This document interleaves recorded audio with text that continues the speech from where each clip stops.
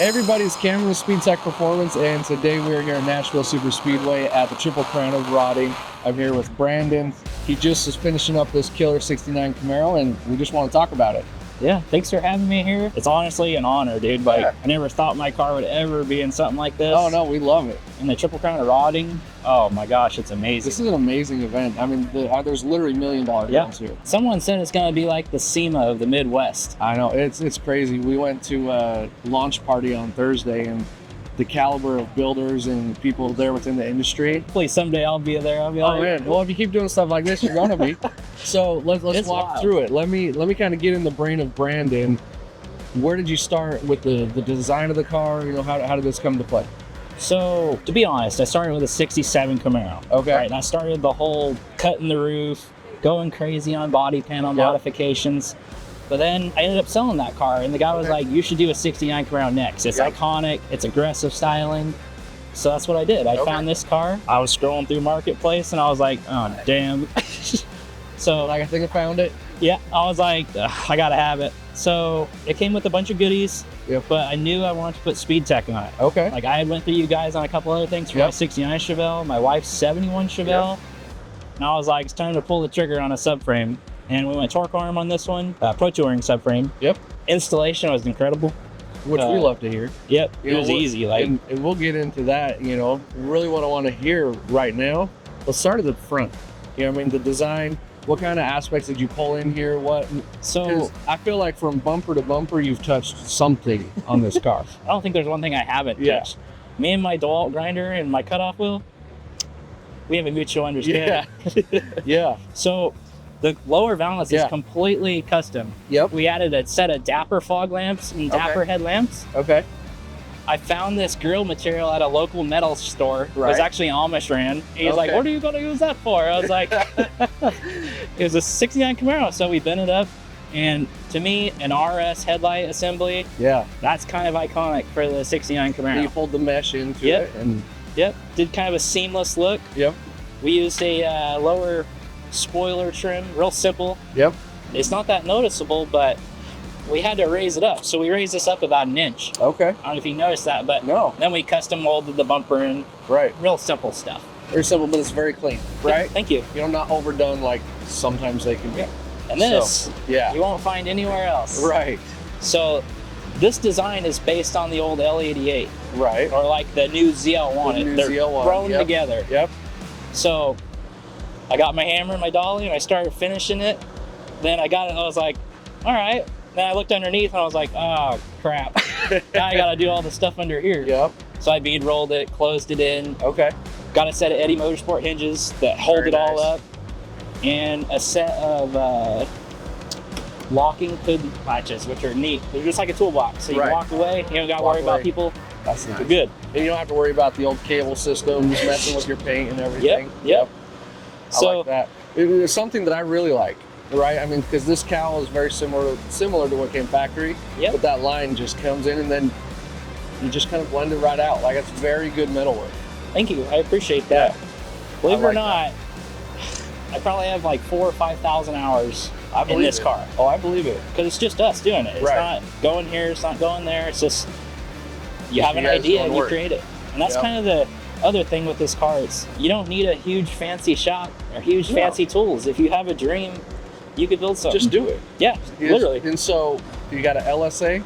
Yeah, it's an LSA out of a 2013 ZL1. I bought the car wrecked. I parted it out. Now it's got a different blower pulley. It's got a different cam. How much power do you think you're making? So it dynoed at 605 to the tires. Oh, beautiful. And that's on 12 pounds of boost. And that's, to me, that's a great number. It's very streetable, but it's way more than enough to have. It's wicked. It's wicked. And the scary thing is, down in Mexico, right? In Mexico, yes. Mexico, 130, you don't even like, it doesn't feel like you're going 130. And I'm fairly certain it's your guys' frame. Because if you've ever gone 130 in an old car, you can't do it. It's scary. Well, you're trying to do this the whole time and you're floating with the leaf. You see that corner coming up, you're like, I ain't taking that at 80. So let's talk about that. So in a very legal street, closed course, obviously. 130 miles an hour, the confidence it gives you to be able to use the power that you put down. Because a lot of times when people are doing these builds, they're like, I need 600 horse, I need 700 horse, I need all these things. And then they do it on 50-year-old suspension. Yeah, and drum brakes. What are you thinking? You know? No. And so something like that, I mean, it's just like building a house. You don't build a brand new house on old concrete. So that was a great concept as well, because having a brand new body, I didn't have to worry about structural issues. Right. So it just made sense to go with a brand new subframe and a brand new torque arm, Dutchman 9-inch. Yep. So absolutely.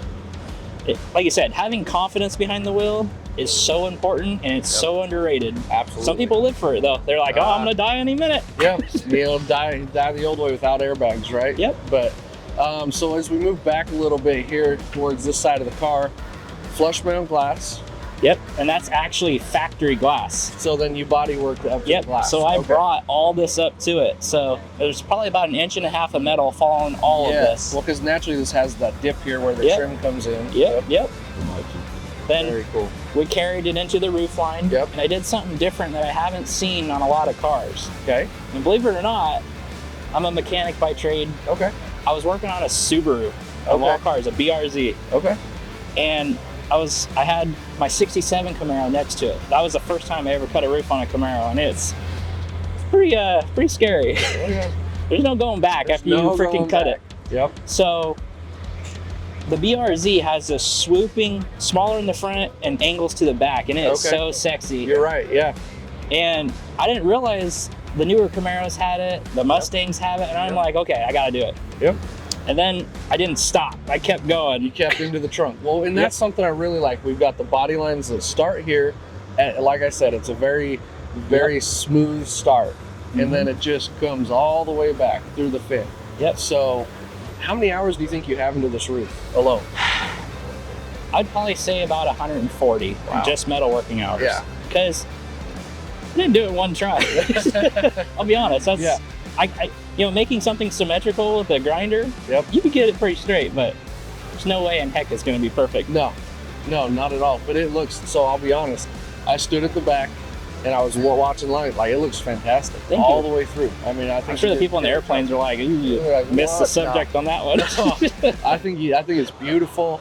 And then kind of, again, you follow it through the trunk, through the spoiler. It kind of looks like a factory ducktail spoiler, but then you look at it and you're like, wait, this is far from factory. I had a few people ask me, like, where'd you buy that spoiler? Is it Anvil? Is it this? Yep. Like, no, that's the factory spoiler. Okay. Just me and my buddy again, cutoff wheel. Yeah. And of course, when you do that, you have to close in everything. Yeah. You gotta make sure your trunk gap's good, because one day you can close in, that looks pretty good. And next day you drive it, get home, and it's like cockeyed. Yep. So there's a lot of little work in these little details that people are like, how the heck? Well, and that's what sets, I love first gen Camaros. I see them all day, every day. Yeah. It's hard to make something different though. Yes. With keeping it looking factory. You can be overdone. There's a fine line there. Very fine line. So, interior, it looks like you're using modern ZL1 seats. It's a Gen 5 ZL1 seat. Okay. I actually had the 13 seats in it, and I was like, these aren't gonna work no more. So I found a set of those. It has factory deluxe door panels just because it has the armrest, and it's like what you're saying, it's on the classy, but it's on the elegant side as well. So absolutely. A 6-speed manual. What is that, an autometer gauge? It is. It's called the Envision. So you're able to select different gauges that you want. Beautiful. Yep. Give you a custom setup to however you want. Did you make the enclosure around that, or is that something that they sell? So when you buy the Autometer Envision set, it comes with that. But everything else I had to build around it. So I didn't really like how the factory dash fit. So I got some paper, drew it all up. Yeah. Started welding, tacking. I was like, that looks pretty cool. And my wife, she sat there and wrapped it in the suede to match the TMI headliner. Yeah. Thank you. My buddy, he made the console, because he's the console maker. There you go. I like it. Yep. Just simple. And so then the last thing, kind of the signature to every car, are the wheels, right? Yep. So we can see those beautiful wheelwood brakes behind it. US mags? Yes, they are. They're a custom 3-piece wheel. Okay. So, as you know, a wheel can make or break a car. Yes, absolutely. Size, shape, form. And a big inspiration of this wheel is I've always wanted a big ass lip in the back. Oh, absolutely. And I finally got it. And I talked to US Mag. They had exactly what I wanted. They were super awesome to work with. I think it took them 60 days to make these wheels, and I couldn't be happier with them. And you don't see them either. It's something. you know, the colors flow together, you know, and I think I mentioned I shot a shop tour a couple days ago, and I kept talking about wheels, but again, that's the signature part, yes sir, of a build like this, you know. And then the last kind of thing is the color. You know, it's kind of a Nardo gray, you think, when you pull up, but then the sun comes out and all of a sudden it's got some sparkle to it. Yep. So this is a custom color, actually. Okay. It's called Chalk White. Okay. It's from Porsche. It's called Creed, C-R-E-D-E. Okay. And the big thing with these, a lot of people have been doing these solid colors. Okay. So I wanted to do something different again. Yeah. And I think I'm like 5 years late to this whole solid color thing. Okay. So when I was painting it, I was like, man, this color's sexy. But I'm like, okay, I added some gold to the inner coat clear. Right. It had like a greenish gold hue in the booth, and I was like, oh my God, I ruined it. Then when I pulled it out in the sun, I fell in love, because on an overcasty day, it looked solid, and on a beautiful day like today, it just pops. It's like, it just pops. It's nuts. I mean, compared to yesterday, yes, two totally different colors. Yep. Which is a beautiful thing. So well, I think you knocked this out that. of the park. We can't wait to see what you do next. Thank you for having me, man. Yeah, man, you've got a couple Chevelles coming. Yep. We have a C10. A C10. A second gen Camaro. Okay. I don't know how you feel about those. Oh, I love them. I love them. Yep, we got one of those coming. Yep. And I heard rumor you may have just picked up a little something else. We picked up a Mopar. Okay. I've wanted it since I was a kid.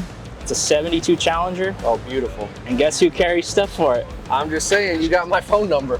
You've got my phone number. But so the last thing I want to do is give you a minute, tell everybody where they can find you, how they can get a hold of you, because you guys are in Kentucky. Yep. How can they contact you for a custom build? So we're at Bailey Built Rides on Facebook. We have an Instagram as well. You can contact me personally at just Brandon Bailey. We don't quite have a website.